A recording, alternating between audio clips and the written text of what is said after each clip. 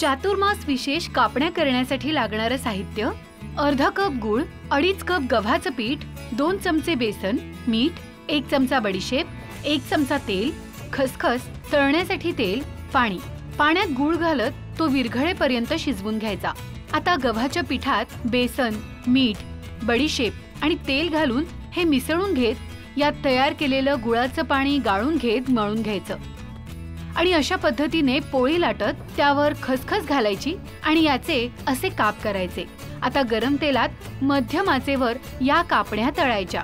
झाल्या आपल्या चातुर्मास विशेष कापण्या तयार. कढई गरम करायला ठेवलेली आहे. यामध्ये घालूयात अर्धा कप पाणी, अर्धा कप गूळ सम प्रमाणामध्ये घेत आहोत आपण. मिक्स करूयात आणि गूळ व्यवस्थित विरघळेपर्यंत हे शिजवून घेऊयात. ते गूळ व्यवस्थित विरघळला आहे. आता गॅस बंद करते. पाक वगैरे आपल्याला बनवून घ्यायचा नाही, फक्त गूळ विरघळला की गॅस बंद करायचा. तुम्ही बघू शकाल. कापण्यांसाठी जे कणिक लागते किंवा पीठ लागतं ते पीठ आपण मळून घेऊयात. इथे 2 कप गव्हाचं पीठ घेतलेलं आहे.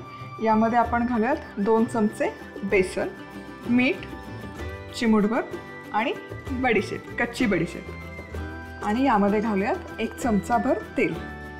आणि हे सुके जिन्नस आधी व्यवस्थित असे मिक्स करूयात. आता हे व्यवस्थित कंबाईन झालं की हे जे आपण गुळाचं पाणी तयार करून घेतलंय हे गाळून घ्यायचं आणि यामध्ये घालायचं. सो यामध्ये ना आपण ॲडिशनल पाण्याचा अजिबात वापर करणार नाही आहोत.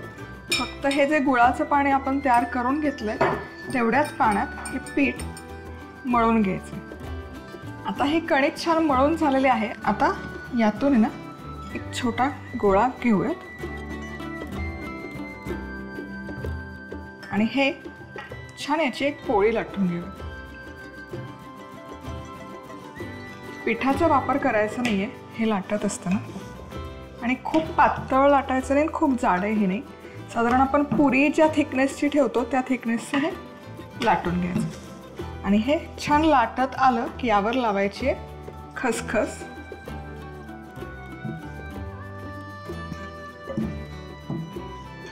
हे झालं की तुम्हाला हव्या त्या शेपमध्ये तुम्ही हे याचे पीसेस तयार करून घेऊ शकता. आणि आता या तळून घेऊयात. कापण्या इथे मी सगळ्या तयार करून घेतलेल्या आहेत, लाटून पाडून तयार केलेल्या आहेत. तेलही गरम केलेलं आहे. कापण्या तळताना मंद आचेवर तळायच्या नाही आणि हाय हीटवरही तळायचं नाही. हाय हीटवर तळल्या तर त्यांचा रंग पटकन बदलतो, आत कच्च्या राहतात.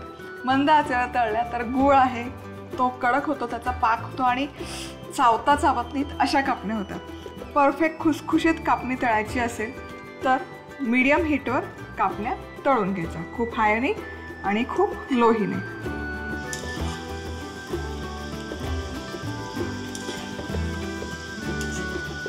आणि जी तुम्हाला अशी वाटते पटकन रंग बदलतं त्या कापण्या काढून घ्यायच्या आणि जाळीवर ठेवून द्यायच्या, म्हणजे त्या करपणार नाही.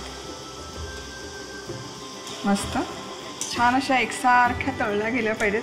इतका सुंदर सुवास येतो ना या कापण्यांचा, क्या बात.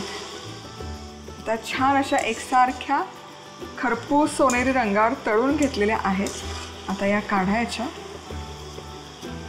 टिश्यू पेपरवर, किंवा मग इथे मी अशी जाळी ठेवली आहे आणि त्याच्या खाली टिश्यू पेपर आहे, म्हणजे माझं ते तेल आहे ते छान ड्रीप होतं.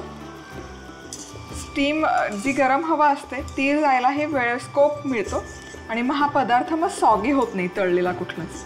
त्यामुळे मी आता आजकाल आहे ना शक्यतो असा तळलेला पदार्थ खाली टिश्यू पेपर लावून जाळीवरच काढून घेते. आणि आता याच पद्धतीने सगळ्या कापण्या मी तळून घेते. सो या कापण्या तळून झाल्या की पूर्ण थंड करायच्या आणि हवाबंद डब्यामध्ये स्टोअर करू शकता. 3 ते 4 आठवडे या कापण्या छान टिकतात. म्हणजे बिस्किट्सला काय पर्याय हवा असेल तर हा एक उत्तम पर्याय आहे.